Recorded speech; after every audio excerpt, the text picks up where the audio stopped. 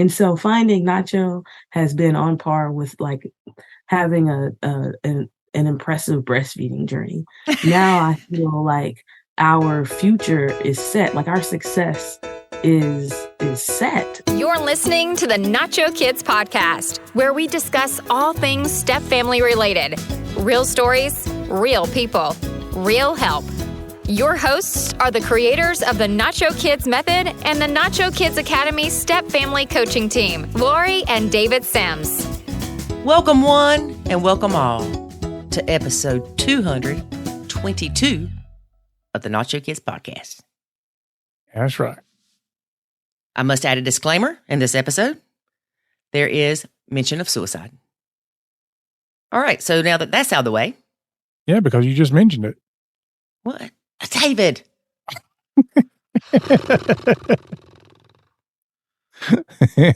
See what I put up with, folks? See what I put up with. All right. Don't mess with me, David Sims. Don't mess with me. Our guest today is stepmom Jenn. Not the gin you drink, but many stepmoms do. She has been blending for 5 years. She has 3 stepkids from 2 different bio moms. And she has 2 ours kids. Man, if your name was Jenn, I would change my name to Juice. That's like the lady that lives in front of us. Her name's Ima Jean. And it cracks me up all the time. Because I say, I'm a shirt, I'm a pants, I'm a shoes. Yeah. Poor thing. Poor thing, I'm a Jean. Now, David, listen to this, okay? Her stepkids are 26, 24, and 15. Her bio kids are 3 and 1.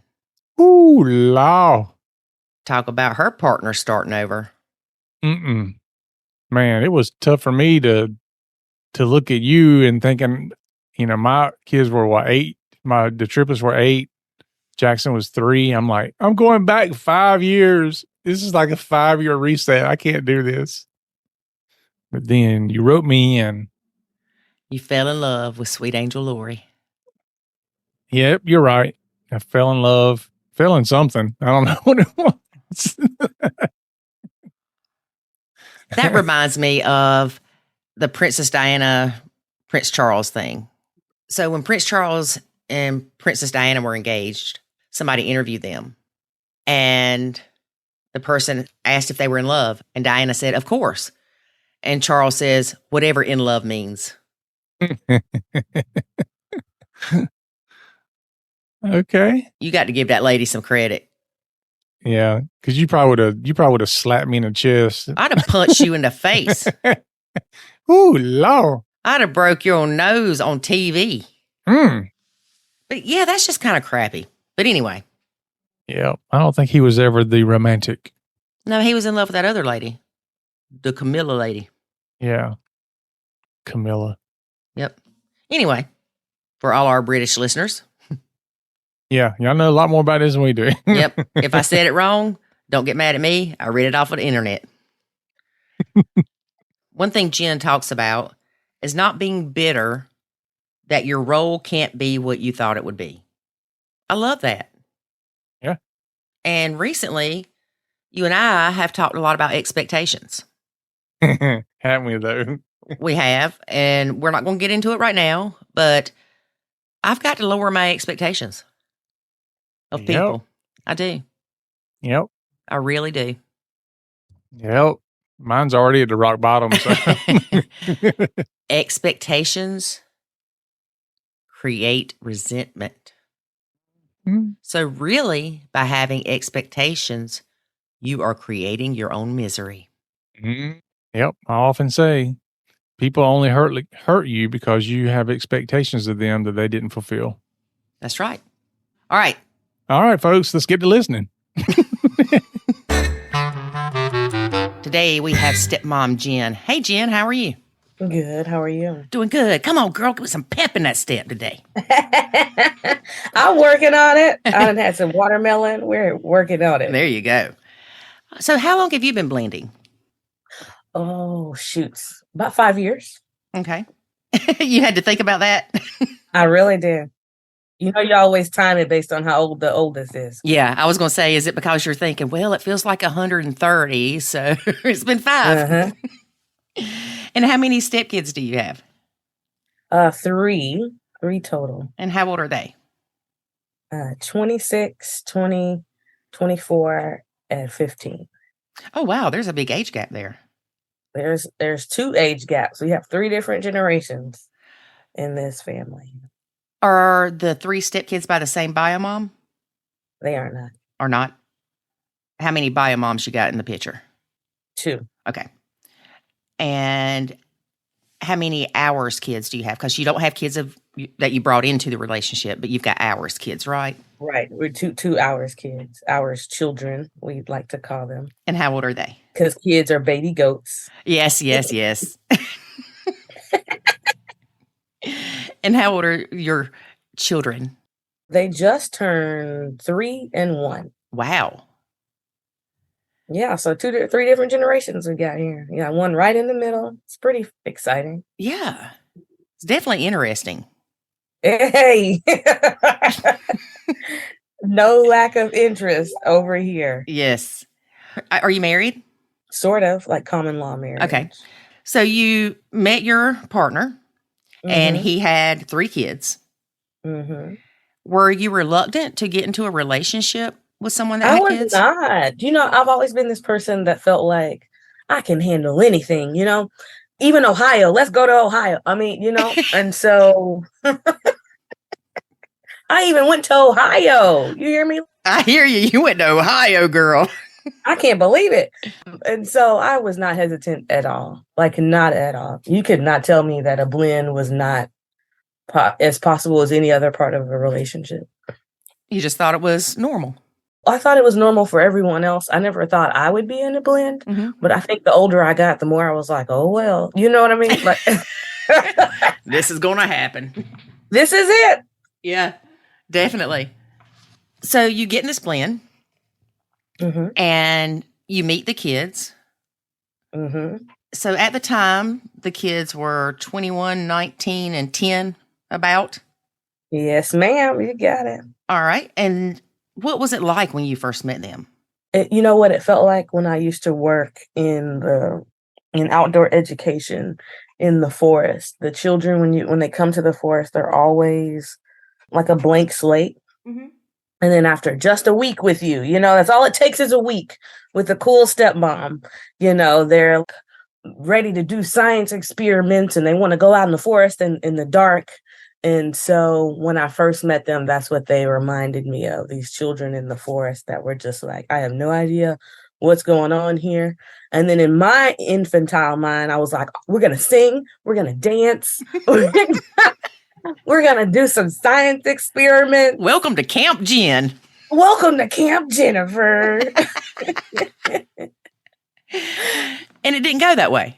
No, not at all. Why? Mm-mm. I think because... Oh man, I watched the wrong shows. No, I think because when people like me, people who are trained in traditional relationships come into a blend, we come in like head first in a way that is just not healthy, and it's too much for little people. Now, I will say for the oldest daughter, she was very different. The first time I met her, she was like, oh my God, I've been waiting for a female mentor. Oh my gosh, I've been waiting for a woman to show up in my life and help me navigate this thing called life or what have you.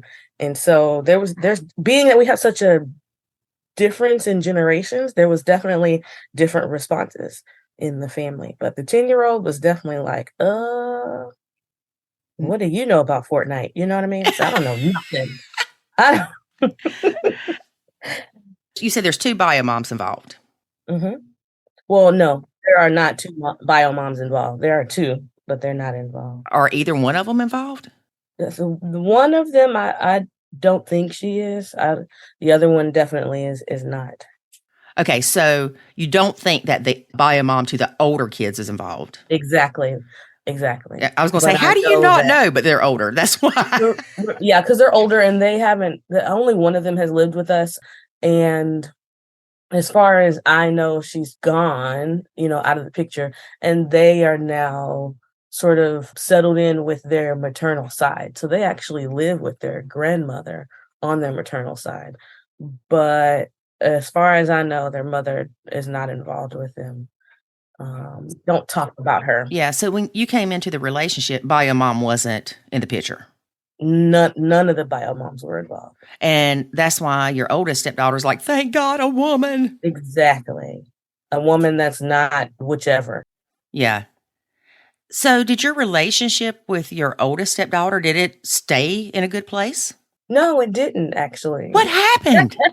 I don't think anything is wrong. I think that, well, one of the things that one of my friends told me not too long ago was that sometimes when people are used to emotional abuse, when they grow up with it, it's difficult to navigate when someone really loves you. Yeah. And so for my oldest, when she lived here and the baby was born, there was this awkward time period. And for the longest, Dad and I felt like, oh, it's you, Dad. And I said, hey, when are you going to talk to her? He said, I'm going to talk to her. I'm going to talk to her, And then out of nowhere, she explained that she felt like it was my fault that she left and that shit.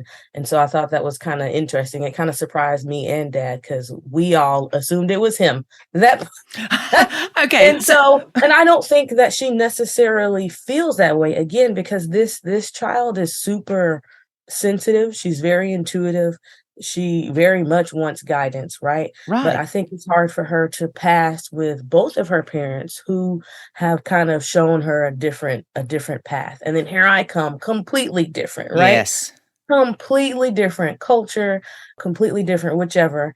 And then one of the things that I expressed to her, not out loud, but in my heart was, I don't mind, bonus daughter. I don't mind if you blame me for the relationship with you and your dad.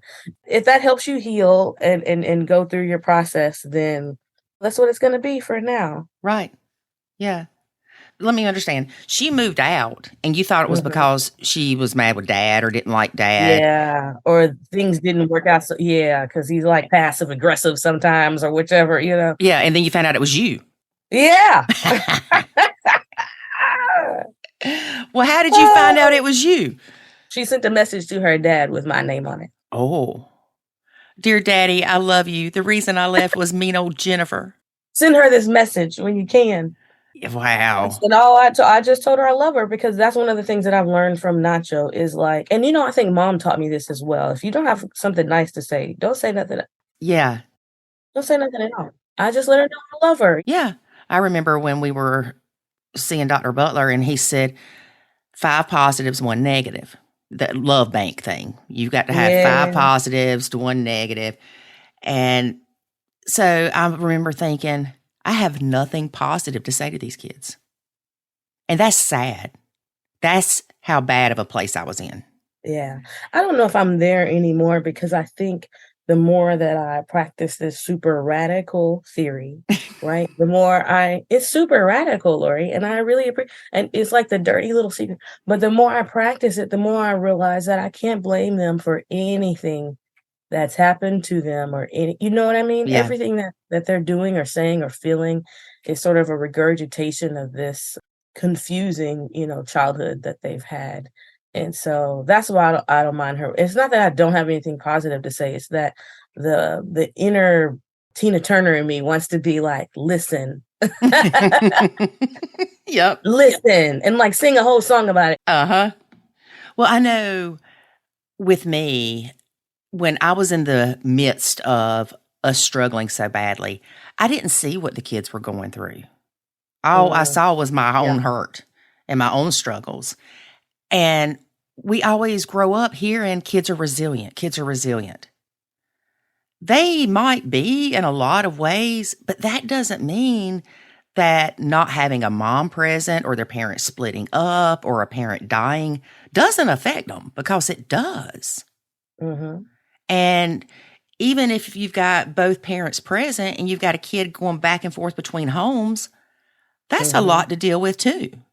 Mm-hmm. And children are resilient, but it doesn't exempt them from trauma. And I only know this from watching the 1 and the 3-year-old. and the difference in just the two of them. You know, Miss 3 has broken her leg at about 1 or 2 years old. And to me, Lori, that was a traumatic experience that's gotten in the way of, for example, potty training, right? Yeah, so she's resilient, but she's not exempt.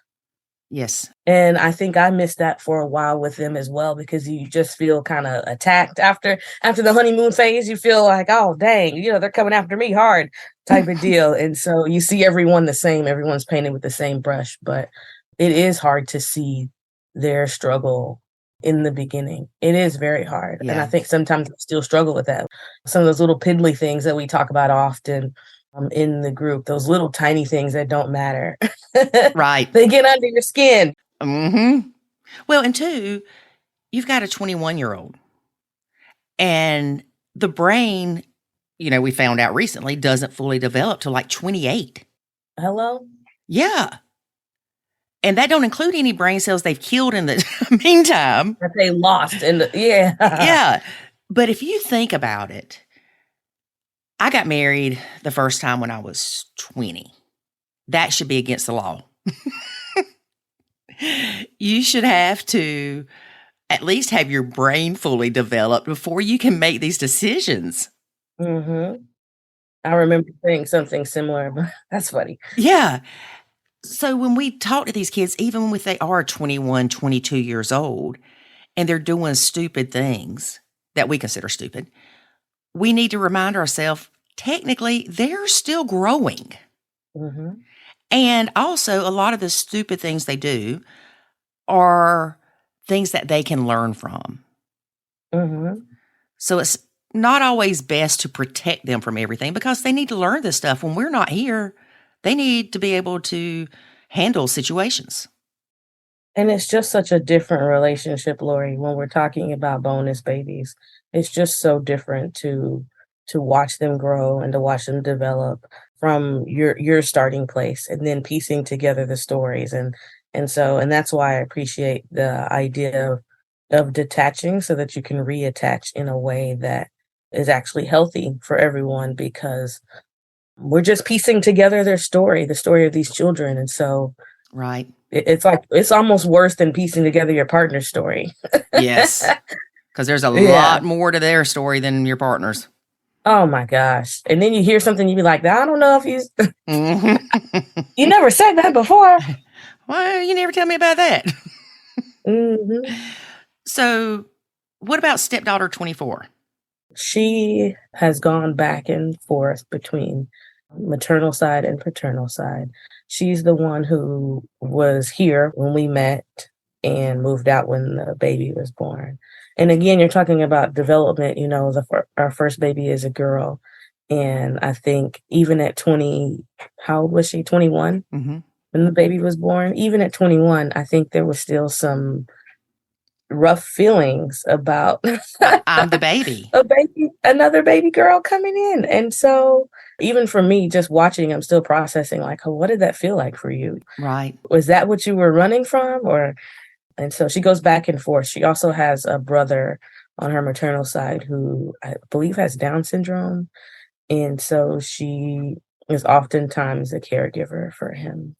And that's something else. You know, we don't talk about that a lot too, but she's dealing with helping a sibling that has Down syndrome.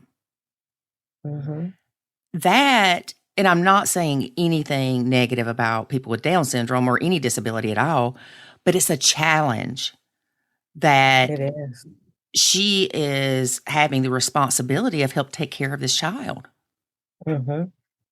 And that's a lot to put on a child. That's why she ended up here in the first place, because her dad wanted to try to help her have a better life here. But then being here wasn't easy either. Right. Yeah. Well, I want to talk more about being a step grandma here in a minute. But what about stepson 15? So much. So we have him full time. He is one of the most calm, quiet children I've ever met in my entire life. Really? Oh my, I've never met anyone this sedated in my whole life. Yeah, hey, you want to smile a little bit? Or no, not so much. Mm-hmm. he, as far as I know, he's had a lot of trauma, but he is, how do I describe him? He's just so persistent. He one brother, and so both siblings responded differently to having a girl the first time. So nobody was happy. No one was happy with having a girl the first time, and he said, "I wanted a brother." So that's all right. We're gonna try again. Get you a brother, Just for you. and we got one. We got him a brother. Okay, it was probably an accident, but it has been interesting to see him come out of his shell because of baby brother. His first word was brother's name. Oh. And I've never seen that look on his face before, ever. You hear me? Mm-hmm. It was like he woke up. It brought him alive. It brought him alive. And all this time I was like, well, maybe that's just you. Yeah. One of the things that I spoke about in the group was that I noticed some things and I wanted to get resources. And as a non-bio parent trying to practice Nacho, right? I had to hit my head against the wall a few times to realize that's not my place. Yeah. That's not my place at all. And it's not easy. And it's not easy. Yeah. Oh my God. Like advocating for a child in the school district, that's my thing. You hear me? Mm-hmm. All day, every day. I will go up against the whole school district just for you. Yep. But not them stepkids. No, it doesn't apply. Right. It does not cross apply. And the thing is, it's not like you don't care about these kids. And that's where I think a lot of the confusion comes in with the Nacho thing, because it's not like I wish the kids were dead. I mean, that's bad. Now, there was a point that I wish that they would go to their moms and not come back. But that's different. Yeah. But most people, we will say, have these maternal instincts. And like you said, you come in, you're all gung-ho, full force, going to make the world a better place, Captain Save a Kid. And then you're like, wait a minute, this isn't working. This is causing me too much stress. They're not happy. Dad's not happy because nobody's happy.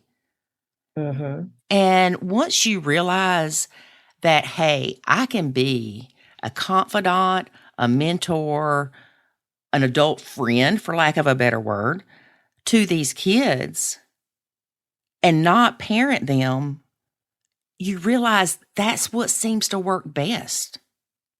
Yeah, and I think one of the things that I'm learning now, and I'm not good at it. One of the things I'm learning now is to not be bitter about the fact that you can't have the role that you thought you would have.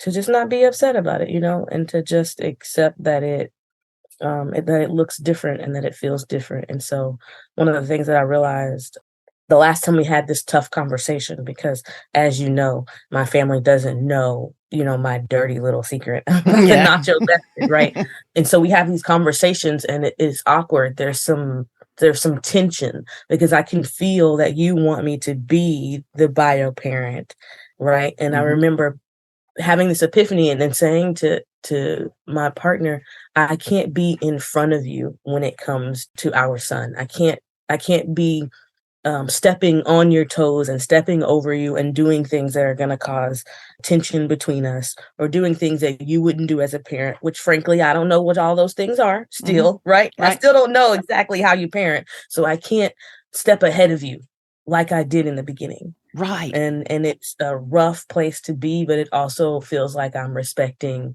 who you are as a parent, because the fact of the matter is I may not ever understand how you parent. I may not ever be able to match that. And so it is rough to just continue to accept that I just can't be what I thought I was going to be. And then the other thing is honestly, Lori, I have no idea how to raise a teenage son. I know I have a boy and it's coming, but it took me to have children come through my womb to recognize I don't know what I'm talking about. I have no idea what this thing is. And me before children was so judgmental and really thought I knew all the stuff because I did outdoor education and I did tutoring and I did this, and it's like not the same. Yes. It's not the same. Well, and you talk about not being bitter that you can't be in the role that you thought it would be. That's why a lot of times we have to go through that grieving process. We're grieving the nuclear family that we wanted. We're grieving the relationships with these kids that we thought we would have. Yeah. And the good thing is, time changes things. Mm-hmm. And it heals things too. Yeah. Most of the relationships with the stepkids will evolve over time. I know one of my stepkids, he's in Germany right now. He's in the Air Force. And we used to talk a good bit more than we do now. And I said something to him about it one day. And he said, well, we really don't have that much in common. I'm like, well, that was a diss. And he's like, no, with Dad, I can talk about UFC stuff. I can talk about investments. Yeah, don't talk to me about that stuff, either one of them. But, he used to talk to me about relationships and stuff. And I think that it kind of hurt me when we weren't talking as much. But I was talking to David about it, and he said, it's a phase. He's in Germany. He's been gone almost 5 years. He's came home a few times. He's kind of doing his life. And what he sees as his life is what's in front of him, and you're not in front of him. And that's what they say about the teenage years too. And that was part of the grief that I went through, is because when the pandemic started, oh gosh, yeah, and bonus son were attached at the hip. We did everything together. And then when we went back to school, it was like we started over. It was like he didn't know me anymore. And everyone kept telling me, oh, that's how teenagers are. And I'm just like taking it personal. I'm crying almost every day because I'm thinking about all the shows we used to watch together. Yeah. I used to open up Amazon packages. I would split my packages up so they would be real small. So we get a package every day. So we have something to open up together. And the Amazon people hate you. The Amazon people are like, this woman with these tiny packages. And so there is a lot of mourning. There is a lot of grieving. And for me, I think I have the opposite scenario to you, because I think that bonus son and I are really close. I think we have a lot in common. And sometimes that even scares me because, again, in lieu of not stepping on Dad's toes, I'm like, I'm scared to be closer to him than he is to his dad. I am scared. Yeah. Yeah. And that's crazy. Well, but here's the thing. And I've said this a lot lately. You can be a safe place for that child to fall. If he goes to Dad and tells Dad something bad that he did, Dad's going to be disappointed. You may be disappointed if he tells you, but it's a different disappointment. And no matter how much we care about these kids and love these kids and how much they love us, we are still not the bio parent. And there is a biological connection that can't be dismissed. Yeah. So what is your relationship like now with the stepkids, all of them? I am now officially Facebook friends with both of the oldest. We went to Minnesota for Christmas and had a couple come to Jesus moments. Oldest daughter sent hey, I just want to say I'm sorry. It's not your fault. And I'm really happy. And middle daughter, that was my first time meeting her this past Christmas. She was just, again, a beautiful relationship, beautiful family. So she and I actually have an active Facebook relationship, which is why I say I don't think, but I'm not sure that Mom is in the picture because she doesn't come up in conversation. And so we have a working friendship. I think I can say that I have a friendship. Middle child, I think that we are growing, we're changing. Puberty is a thing. It's a thing. Yes. Oh, puberty is a thing. And we are working on being clear with each other, being transparent about how we feel, the youngest son and I. Because again, when I say I wanted to get him resources, I was feeling there was a developmental thing with son. And as I spoke to people in the education system that are my friends, they would tell me, you have to have different conversations. If you feel like there's something going on, you can't beat around the bush with him. You can't. Right. You can't say things in a round-handed way. You have to get straight to the point. And so I'm practicing that. And it's really great practice. Yeah. With most people to just say, hey, this is how I feel when you say what to me, or hey, when I make food for you, I want you to know that this is straight from the heart. I'm Right. not making it for you because whatever. I'm making it because I love you. And I make sure, like I tell, Yeah. if that's the one thing I can do that is the way I thought the relationship would be, that is comfortable for me, maybe not for him as much, right? But it is like one of the few things that I can do and say consistently to him, like, hey, when I do your laundry for you, I want you to know that's pure love, because I could care less about your dirty drawers. So I need you to know. Yep. So we are growing and we're changing a lot, and the babies are changing. And so that makes me change. My hormones are changing as well. Gosh, yes. And so me and middle son are growing, and it's really confusing sometimes, but I think our best moments are when we're alone. Oh, yeah. And we can just kind of, Be you. yeah, those are Yeah. Well, okay, I'm confused, which doesn't take much to confuse me. Did you say that you met the second stepdaughter this past Christmas? You had never met her before? Nope. What? She started a family when I met her dad. She already had a family. And how far away do they live? Minnesota. We're in Dallas. Oh, you're not in Ohio anymore. Oh, Ohio. Ugh.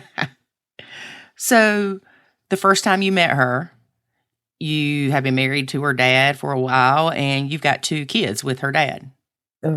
That's awkward. It is awkward and there were some really cool moments where my youngest baby took a nap with his nephew, who is older than him. And it was the cutest thing. Oh. It was the cutest thing. And I hate y'all don't live closer to where they could be closer. Yeah. Raising babies with other people is like the real village, right? Yes. But you had met the oldest stepdaughter. I had. She was here. Okay, she was there. She's the one that moved out not long after. Yeah, the baby was born, which was probably the natural course. Yeah. Well, I read this book a while back, Birthing Order, or the Birth Order, whatever it is. And it was very interesting because talk about if you're the girl and then a boy comes versus another girl comes, how that affects you. But also, if there's a 5 to 6 year age gap, it's almost resetting. So if there's a 6-year age gap, well, we'll just say 5. My older sister, was 5 years older than me. So technically, with her being 5 years older than me, I have middle child and oldest child qualities because it reset.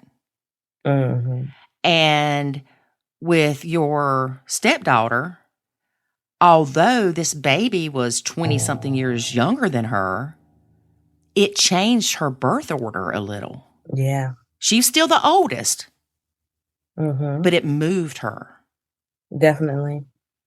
And one thing I found from reading that book was it can change and anybody can be anybody. After I read halfway through the book, I'm like, wait a minute. So I can have oldest and middle, and my little sister, 5 years younger, can have oldest and baby. It's just like there's no definite behavior that you can tie to a child in their birth order because there's so many factors and variables. Yeah. And it's crazy, like we talked about before. Sometimes we disregard all the things that they're processing and going through. And it's a lot. Right. It's a lot. Or, in some cases, hyper processing it. And that's what makes you show up guns out in the beginning. At least for me, it's just like, oh, whoa, Nelly, you meet the scars on their body, you see them with their head down, and it's just like, oh, baby, I'm going to fix you type of deal. You know what I mean? It's like, no, you just need to chill out somewhere. Yeah. Yeah. Well, you want to fix things you didn't break. Now, I've got to ask this. Where are the bio moms in this? Where? Yeah, did they just disappear? Yep. Really? Yeah. It's interesting. And it's so funny. It's so interesting when you meet a man that's a single dad. You just somehow it's such an attractive, it's an attractive quality in your naivete. And now it's like, oh man, Yeah. that is not easy right there. Yeah, because you're thinking, he's got to be awesome. He's got his kids. You've got it together. Yeah. And then we come in and we're like, you ain't so awesome. You sitting there letting her wear makeup and she's only 10 years old. How dare you? Right. Or you'd be like, did you know so-and-so, so-and-so? And they're like, no. Yeah. They're like, what is that? Oh, all right. Well. Yeah. I always say that when David and I met, I thought he was a good dad because he had his kids 11 out of 14 days, 4 boys, set of triplets in there. And when we would go places, they were pretty much well behaved. I mean, as well behaved as 4 kids together can be. And it's awfully funny. After we got married, I was very judgmental of his parenting. His parenting didn't change. No, but your view of it did. Yes. Which is crazy. That is crazy. Yes. Yep. That is crazy. And a lot of people will say, oh my gosh, you didn't tell them to brush their teeth? No, I didn't. That's their dad's job. And it's not that he didn't care if they brushed their teeth or went to bed on time. It's just I was Johnny on the spot. 8:01, go brush your teeth, wash your face, get your stuff together for school. 8:45, lights out. Whereas David had more flexibility. And I've noticed here lately, I'm not saying all women, but women are just more aware of what's going on. The details don't. Yeah, even with our dogs. He'll leave the back door open and it's damp outside. Well, what do you think is going to happen with the dogs? They're going to track mud in the house. Yeah, research is helpful because immediately when you say that, I think of left brain, right brain tendencies. I also think about maybe the way that we carry stress, where we carry it in our body and how it expresses. Yes. Because what I've noticed with a lot of men who take on the stereotypical role of men, which happens to be who I have been with in my serious relationships, right? They have a tendency to kind of glaze over things because they carry their stress on their shoulders. They carry it right in front of them. And so it kind of causes a blind spot in some ways. Yeah. Have you noticed a difference in how your husband is with the ours kids? I know they're very young. Very much. Very much. It's almost like he's stricter with them already, isn't it? Yeah, he one of the things that caused us to even have children in the first place. And again, this is this like savior mentality, right? Is, oh, I'm going to give you the opportunity to start over. This is your chance to raise them at like you wanted to in the first place. Again, savior mentality doesn't take into account that we're still 2 different people as well. Right. And we still have to figure out this thing of balance between 2 people. And so one of the things that I notice about the 2-3 generations is that there is like a mourning process for him with the other children that hasn't happened with these babies. There's like a acquiescence to what had, their past and the relationships of the past I think that makes it easy to glaze over the details like we talked about before, because it's like, well, I didn't do that. Their mothers did that, or I can't fix that. That comes from their mother, or, sort of thing. And so there's a difference because now I think there's, as you mentioned, there's like some hypervigilance. The 2 babies, we want to make sure that we don't eat candy. We want to make sure that we don't, do some of the things that our children are doing now. Right. So how long was bio mom in the picture with these kids? Do you know? I think the first one for maybe about 8 years or so. Okay, so the influential ages. The oldest daughters. And then with middle son up until 3 years before I came. Okay. So she was there until he was about 7. As far as I can tell, he was alone when I met him. But he still has guilty parent syndrome. Definitely. Yeah. Which is normal. Yeah. I mean, it's understandable. Yeah, I feel it now, even myself, Mm-hmm. I feel it now. Even talking about, the leg break is like, I still feel shame about that. It's funny you mentioned a leg break. A friend of mine's niece broke her leg. So they went to the hospital, and what she said when they left the hospital was, "That was fun, Mom." Yeah, she got a good nap when we went to the And then when she got her cast off, she's like, "I'm going to miss it." They just look at stuff completely different. But I can't imagine your baby breaking its leg. I can see guilt creeping all over me if that happened. Oh, God, it's everywhere. And then it took us a week to even take her because we kept trying to figure out what it was. Oh, gosh. And by the time we took her, she already had new bone. A week. You couldn't see it. It was like a tear. Oh, yeah. It wasn't dislocated. So that's like the blessing and the curse of noticing the details. Is like now we're hyper vigilant about things that maybe, in hindsight. So what, I couldn't hug and kiss my bonus son the way I want to, but at least he knows he has a woman in his corner. Right. And he may not have had one before. Exactly. And you never know. He might turn 18 and decide to hug you and say, "I love you." Ain't that something? Yeah. Because it ain't happened yet. One of my stepkids, God, I love him. It's funny. He's the one that was probably the most misbehaved of all the kids. And not necessarily toward me, just he was rambunctious, wide open. And we always joke that, he was going to have a girl pregnant by the time he was 16 and he was going to be in jail. And that youngin', I am so proud of him. He went to the Air Force. He got out. His goal is to be a UFC fighter. He is making plans to do that. But when he's here, every morning he'll come down and give you a morning hug and tell you he loves you. Every night before he goes to bed, he'll tell you good night and he loves you.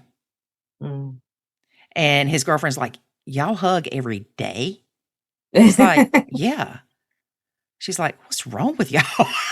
Yeah, you were like, "I reach my hand out for this one," and this guy looks at me like, "Oh, well." You know what though? And it's funny because you learn your own boundaries and then how to navigate around them. Because I remember, I would constantly introduce him to my village, and again when Corona was around, he went everywhere with me, and he would say stuff.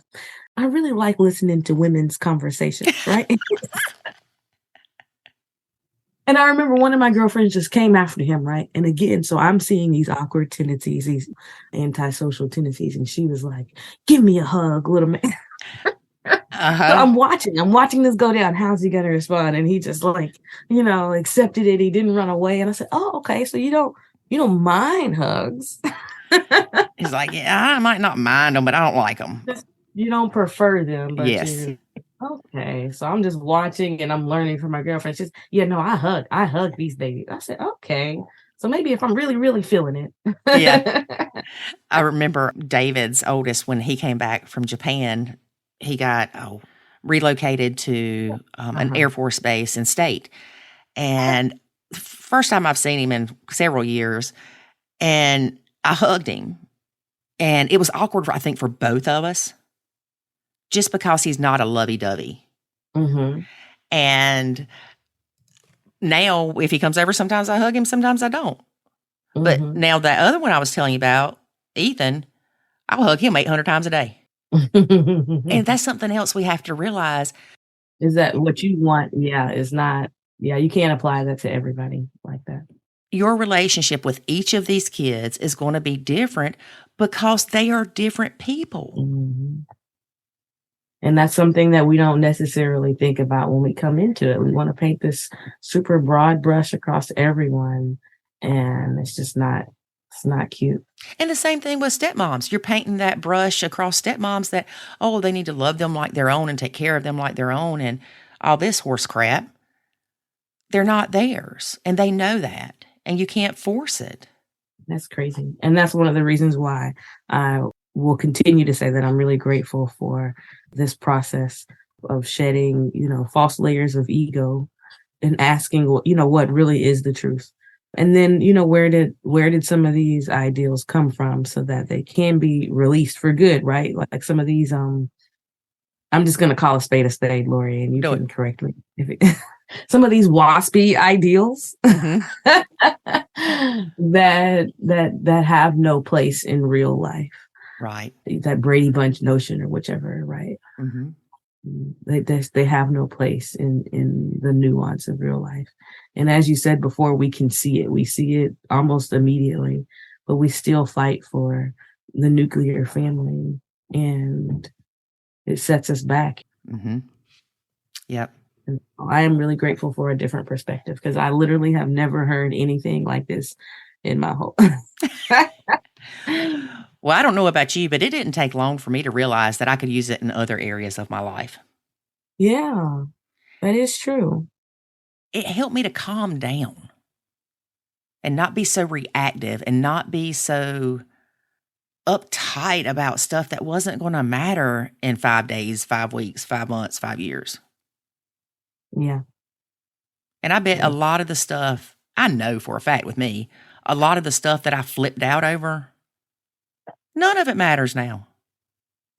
Yeah, and I think a lot of times for me, I keep using the excuse of postpartum hormones, right? But I think it's really growth. And one of the things that my coaches tell me, my business coaches or whatever, mentors, whatever you want to call them, they tell me when you feel uncomfortable or overwhelmed, that's growth. That's you growing, right? So it can't be entirely the hormones, because for freaking A, we've dealt with hormones our entire life as women, right?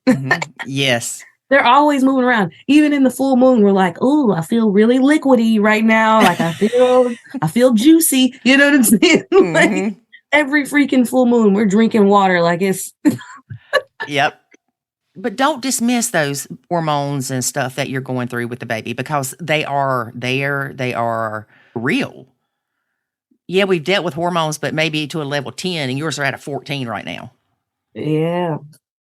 Yeah. But one thing that is really cool about pregnancy, though, is that, for me, it gave me this weird superpower to be able to see people, to be able to see them for who they are, and to be more in touch with this genuine love that I may not have had in the family if I did not have children in the family. So it kind of opened me up to see people, right? So now all I need to do is see middle son's face, and I know what's going on with him, right? And that may just be because we've gotten to know each other. Right. But it feels like pregnancy gave me this ability to see people. It's starting to fade a little bit, but I think it opens up your heart. Yeah. This purity that comes through you. Yeah. The ancestors just swimming all in your stuff, They're all up in there, just telling you all these weird messages, Yeah. And the baby comes out and you're like, I don't know who this baby looks like. You know what I mean? It's like, no, because they look like a whole bunch of people at the same time. And a bunch of old people at that. A whole bunch of old people. Don't take them around no old people, because they be like, look at that forehead. That's your cousin so-and-so. They just... I joke with my partner about that all the time, because I call it a frase moreno. This is a Black phrase, or part of our culture. I say, Black people, we know about birthmarks, boy. We study birthmarks. He said, huh? I say, yeah, you take these babies around the elders and they'll tell you exactly who your baby looks like. Well, I'm so glad that you found Nacho and that it's helped you. It really has. And it has been on par with, this is going to sound crazy and really hyperbolic, but it's been on par with finding a lactation consultant. These two things in my life have completely changed the trajectory of, do you know how stressed out I would have been if I thought I was supposed to treat these children like they're my own? Do you know how bent over backwards? I probably would have lost a foot by now. Do you know what I'm saying? I know what you're saying. Finding a legitimate lactation consultant made me, I'm breastfeeding now, a 1 and a 3-year-old. We were done at 1 month when I found her. I was like, this is not, now I'm a lactation consultant. Do you hear what I'm saying? Are you? Yes. And I'm not saying that to be like PSA, but I'm saying in the presence of Nacho, now I feel capable of helping other women navigate this thing that we have never learned in our entire life. Mm-hmm. Yes. We have gone to church 2, 3, 4 times a week Yep. to understand, right? Mm-hmm. Yeah. And people are still telling us the same thing they told us Yep. 800 years ago. Mm-hmm. Mm-hmm. And we are walking away like, well, that makes sense. Yep. Makes sense to me. Makes sense to me, but something ain't right. But we can't figure out, we can't call a spade a spade. And so finding Nacho has been on par with like having an impressive breastfeeding journey. Now I feel like our future is set, like our success is set. Does that make sense? Oh, it makes sense. Yes. And not that that means that everything's going to be perfect, but it means that you have the tools to deal with those. Yeah, we have tools and we have a relationship, and it's not fake. It's a real relationship. We're not steady trying to make pieces fit that don't fit. Right. Yes. Now, like even with breastfeeding, now I'm like coming to grips with the fact that, listen, I can't do nothing that takes more than 2 hours. Okay. Mhm. So whatever we got to, or you're going to see some tea, somebody going to have to figure something out, because that's what we're doing right now. And we're doing it till we're not doing it anymore. So I just have to move different. We went to Atlanta for a thing, and it was like, oh my gosh, all these single people with no children, and they didn't put their children somewhere. And it was just like, no, Jennifer, you just move different. Yeah. You have a different family and you move different. Right. And you don't want to be like anybody else. None of us do. And it's like liberation to recognize that our uniqueness is our superpower. Yes. It's so liberating. And I'm so grateful. Yep. You are so right. And I'm glad that you found a lactation consultant to help you. Can you imagine? I've never heard Nacho compared to it, but that's great. I love that. But also you did like we did. You had a struggle. You found something that worked for you, and now you're helping others. Yeah. And that's awesome. It Because is I know cool. breastfeeding is not easy. Oh, Lord. Oh, it's not. Even when you got it down, they still bite you. Mm-hmm. Yeah. But it's a foundation. Of course, I could stop now, right? And they'd be fine. In fact, you could stop at day 3 and they still would have decent immunities. They might not have asthma, all the stuff, the different protections. But I don't know. It's just the thing I'm committed to.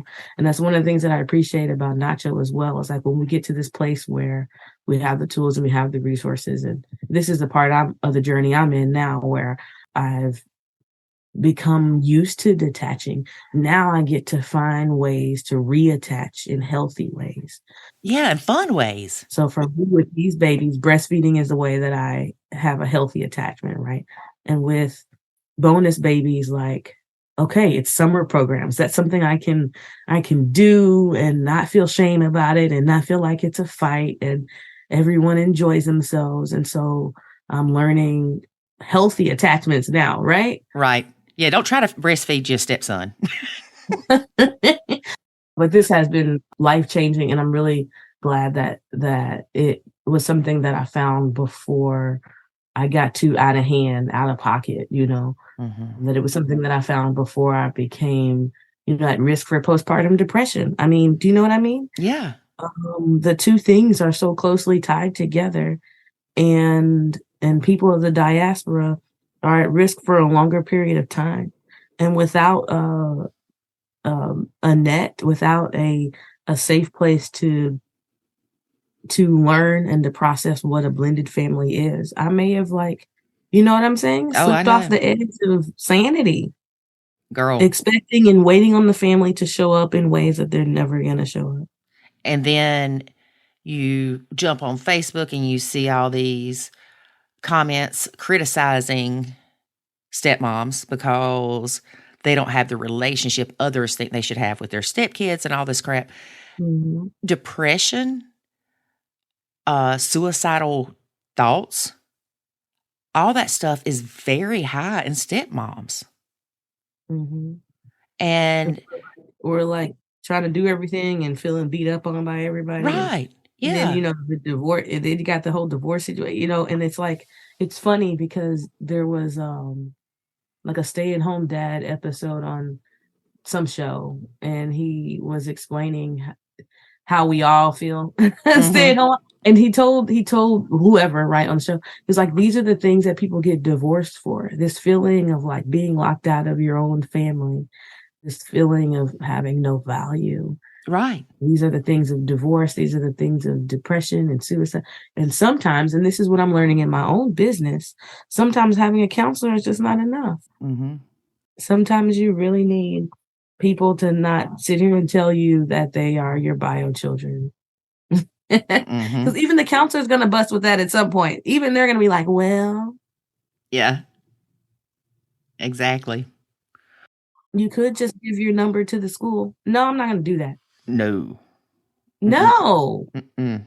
No, you ain't calling me. Because I did that already. Oh, no, it wasn't cool. Yep. And then you don't even halfway know what's going on because you're the step parent. Yes. They call you and you're like, wait a minute. I remember, did this ever happen to you, Lori, where you both show up? Oh, God. And like me and the ex? No, you and bio dad to the school, because they try to call you and get you involved. And now there's like, oh, no. It happened to us a few times. I'm like, okay, so we both at this. Nope. They never had my phone number except for my son. Oh, my goodness. Jenn, tell us what you would tell someone that's getting ready to enter a relationship with someone that has kids.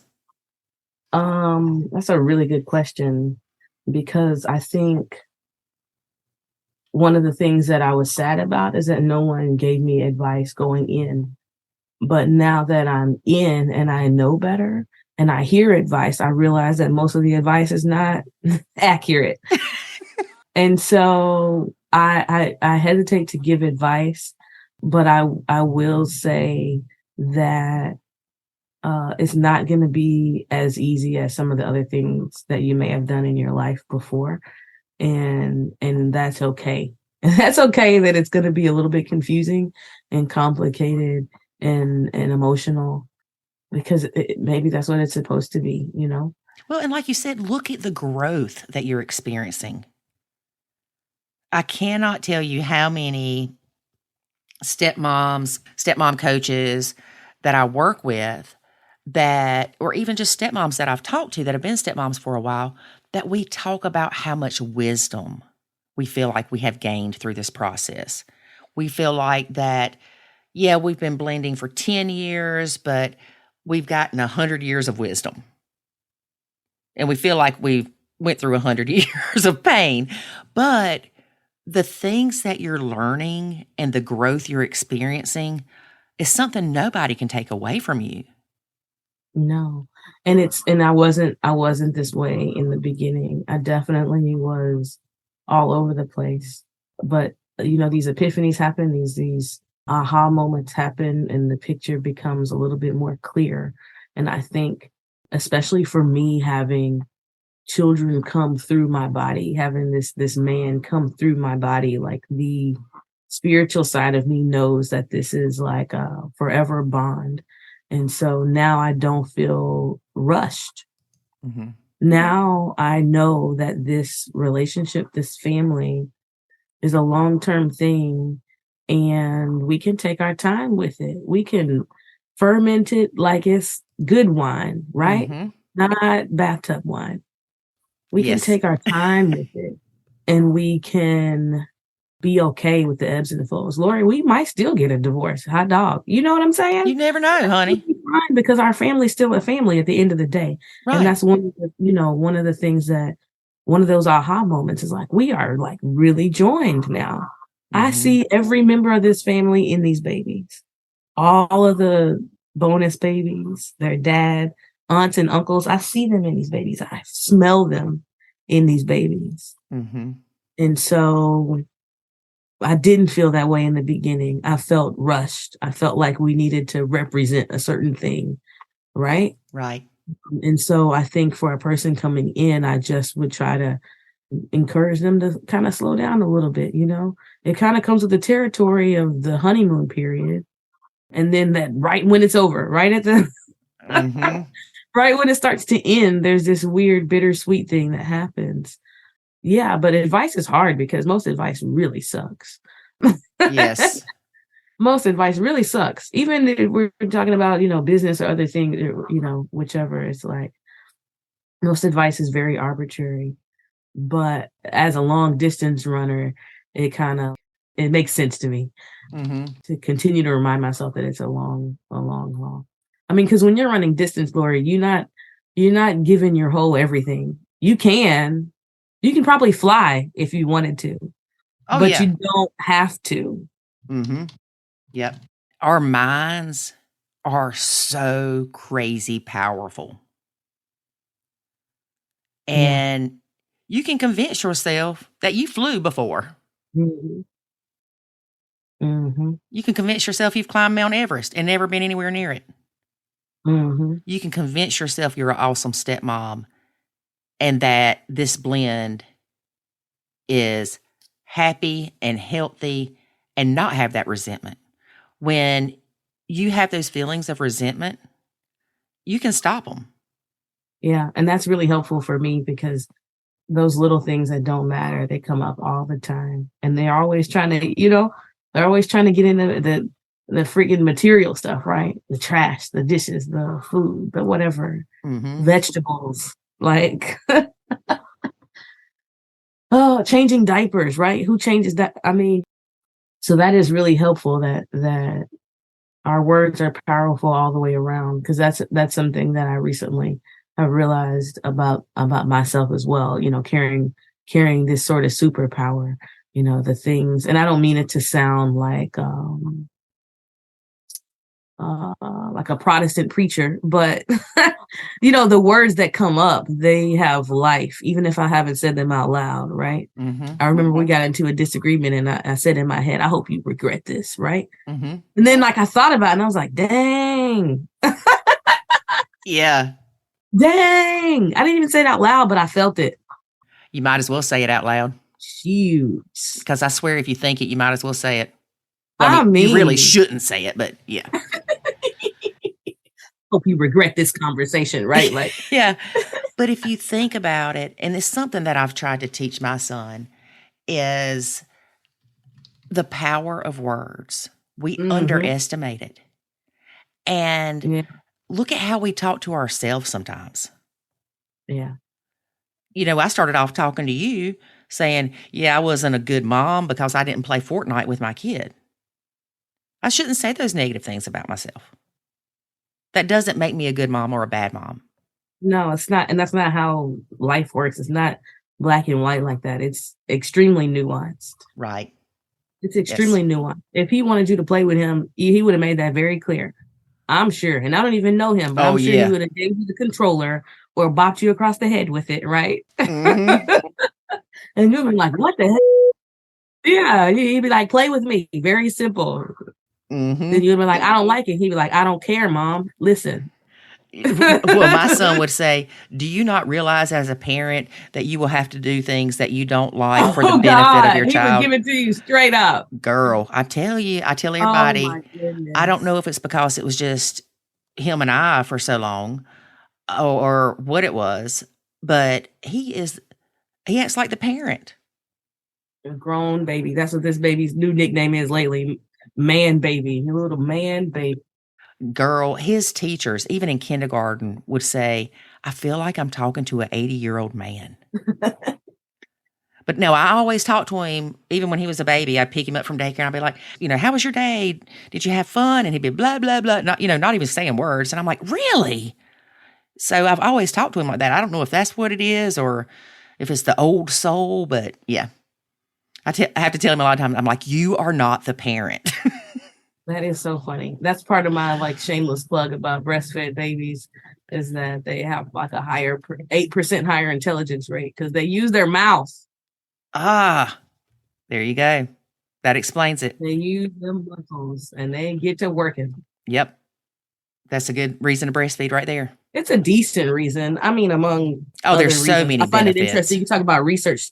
The research is just now finding good reasons for dad.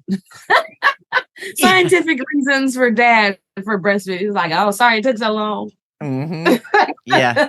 Sorry it took us so long. No, but yes, our words are really something, and I really appreciate even this conversation with you, because I know like there is still so much struggle, for me, still wanting certain things from the family.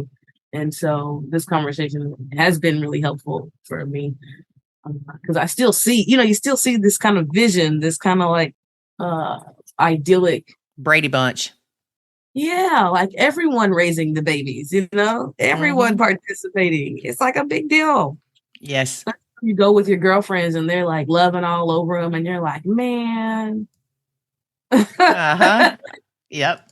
Man, I sure wish these children would love on them like that. Sometimes I think they might just be scared of them. Yeah. Yeah. Because they're big. Yep, exactly. Well, Jennifer, thank you again for being a guest. We really appreciate it. And I do want to have you back. Yeah. Because we didn't even talk about being a step grandparent. And I want to talk about that. Yeah. So let's plan on having you back really soon, because I think it's important to talk about being a step grandparent. Mm-hmm. It is. Lori, you are the best. Oh, thank you. You're the best. You're a breastfeeding machine, lady. You're the best. I got your milk when you're ready. Okay. That's it. Making popsicles over here. No, I'm just kidding. We had none of that. I keep thinking about it. I was like, it's just gonna be in this freezer. I don't know what. Yep.